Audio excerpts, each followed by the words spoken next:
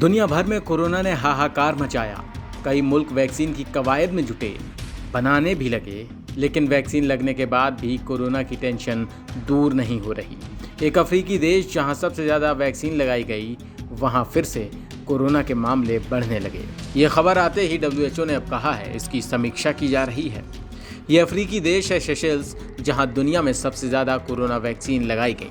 वहीं 7 मई को खत्म हुए सप्ताह में कोरोना वायरस के मामलों में संख्या अचानक बढ़कर दोगुनी हो गई है।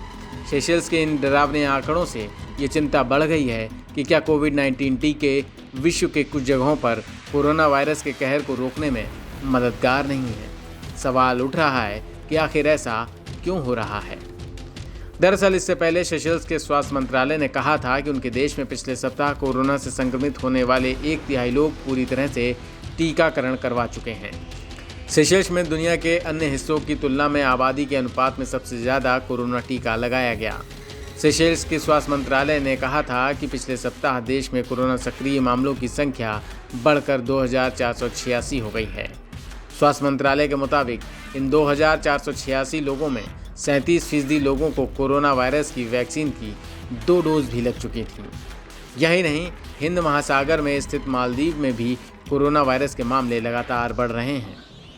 वहीं इन सब के बीच WHO ने कहा है कि किसी कोरोना वैक्सीन की असफलता को बिना व्यापक समीक्षा के असफल नहीं करार दिया जा सकता है। WHO ने कहा है कि वह स्थिति की समीक्षा कर रहा है।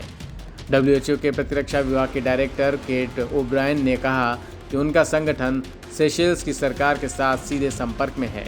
उन्होंने कहा कि व्यापक समीक्षा के दौरान वायरस के स्ट्रेन और मामलों की गंभीरता को भी ध्यान में रखने की ज़रूरत है। सेशेल्स ने वैक्सीन कौन सी लगाई, अब ये भी जान लीजिए।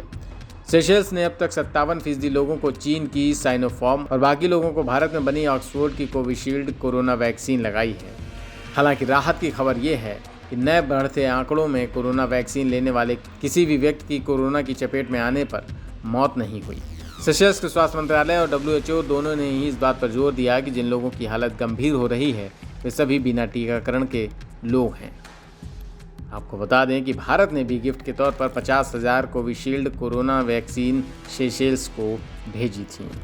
Newsroom post, Delhi.